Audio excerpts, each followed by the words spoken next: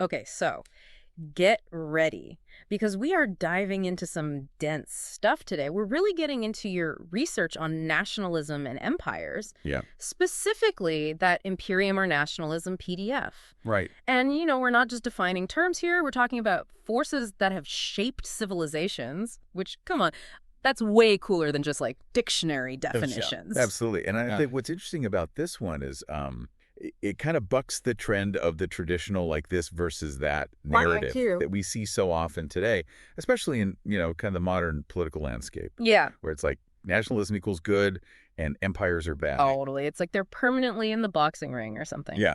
And then, of course, you got, monarchy often thrown in as like the quote better alternative. Right, exactly. Yep. So, I mean, how does this research kind of shake things up?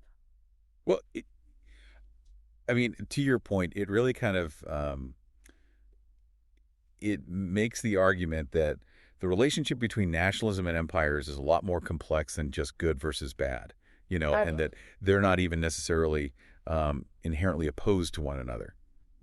Um, and it starts off by really dissecting, I think, this idea of nationalism itself. Okay. And the example that it uses is the French Revolution, Interesting. which, when you think about nationalism going wrong, that's not necessarily the first thing that comes to mind. No, if anything, that's like the textbook, like Rise of the Nation, like for unity and freedom and all that. Exactly. Exactly. So what's the twist? Well, the twist is that this source argues that the French Revolution, while ostensibly about unity, actually ended up using nationalism as kind of a tool to force conformity. Really? It's almost like you're either with us or against us, in a sense. So you're saying the revolutionaries, the ones who, fought for liberté, égalité, fraternité, all that, Right. they were using nationalism to suppress different groups within France itself. Exactly. And so it highlights how, the Bretons and the Champenois and the Occitans, for example, who all had their own distinct cultures and identities within France,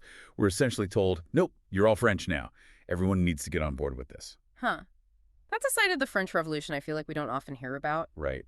That's wild. It seems so counterintuitive to the whole idea. Right, exactly. Okay, so if that's like the potential pitfall of nationalism, then how does this source propose we think about it differently? Right. So that's where they kind of bring in this idea of bottom-up nationalism, Yeah.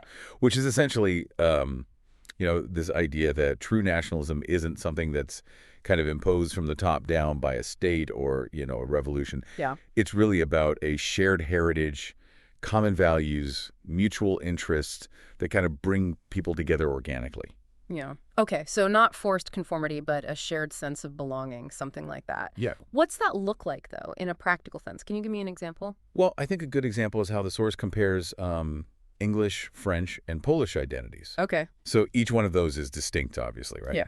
But the English and the French share, arguably more historical and cultural commonalities than, say, the Poles, right? Okay. Despite them all being distinct nations. Yeah. So it's kind of like a family tree, right? You have your immediate family, but then you also have, your cousins and your distant relatives who all kind of, in a way, contribute to this kind of shared heritage and identity. I'm with you. So it's not about like erasing those individual cultures, but understanding how they kind of weave together into this larger, more intricate tapestry. Okay, that's making sense.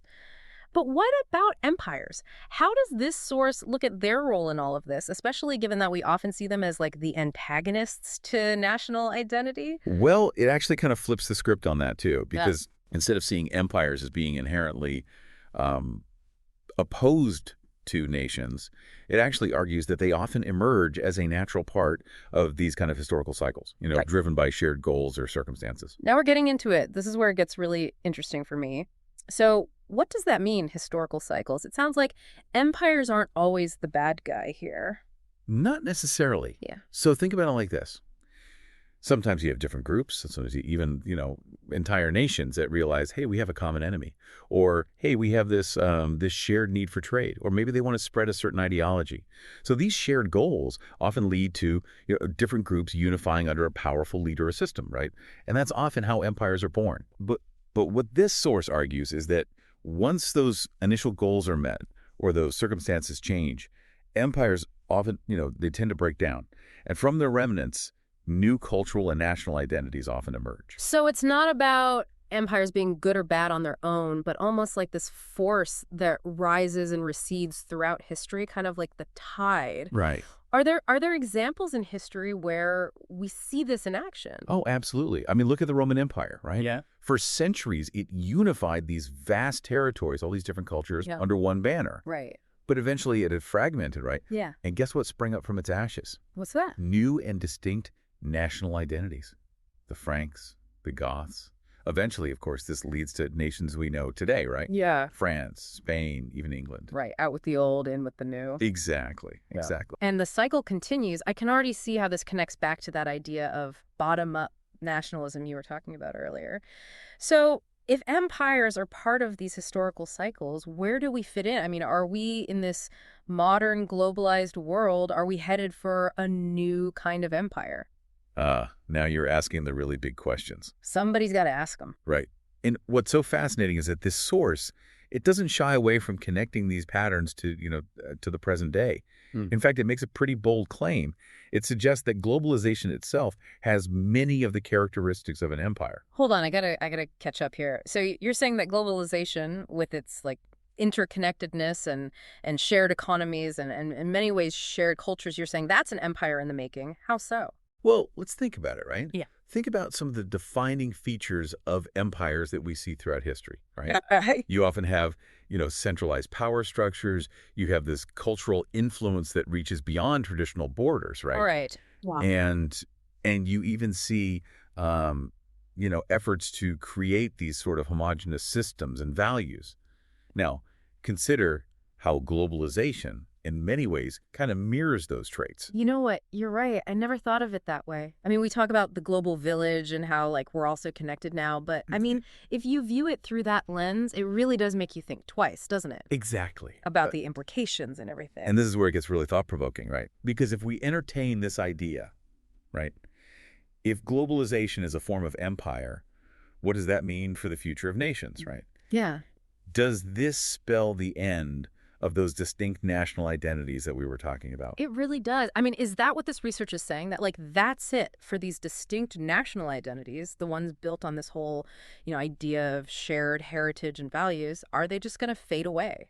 Well, that's where I think this source takes another interesting turn. Remember how we were talking about history moving in these cycles? Right. Well, it argues that just like those past empires, they eventually broke down, and that paved the way for these new forms of nationalism. The same thing could happen with globalization. It's not necessarily about like one completely replacing the other. So instead of it being the end, globalization could actually lead to like a resurgence of national identity. Man, I gotta be honest. When we started this, that is not where I thought this was going. It's a trip, right? Yeah. But think about it like this. You know how like we, as humans, we crave a sense of belonging. Yeah. We want to be in a place where our values are shared, where we feel understood.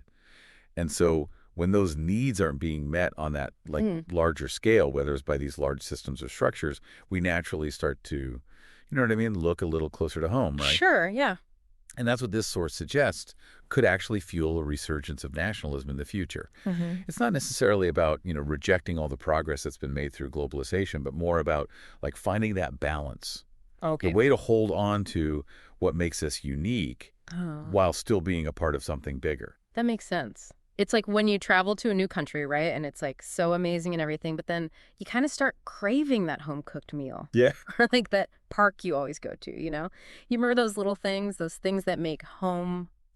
Exactly. Yeah. And it's those shared experiences, that heritage, those values that really bind us together in a way that sometimes those larger structures just can't replicate. So where does that leave us? What's like the takeaway for our listener as they're, navigating all of this? I think at its core, what we've really uncovered here is that these forces, they're not black and white. It's not good versus bad, us versus them. It's about understanding the historical context, recognizing that these things tend to move in cycles, and just realizing that they've always been shaping our world, often in ways that we don't even realize. Absolutely. I feel like we've got a whole new lens to look at, not just the past, but also the present and maybe even get a glimpse into the future, right? I think so.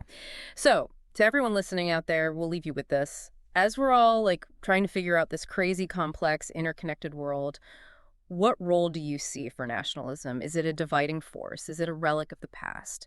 Or could it be a key to, building a future where we can hold on to those individual identities, but still find a way to like cooperate and move forward globally? Something to think about, right? Definitely. That's all the time we have for today's deep dive. Be sure to check back in with us next time as we continue to explore these big ideas and hopefully, make a little more sense of the world around us.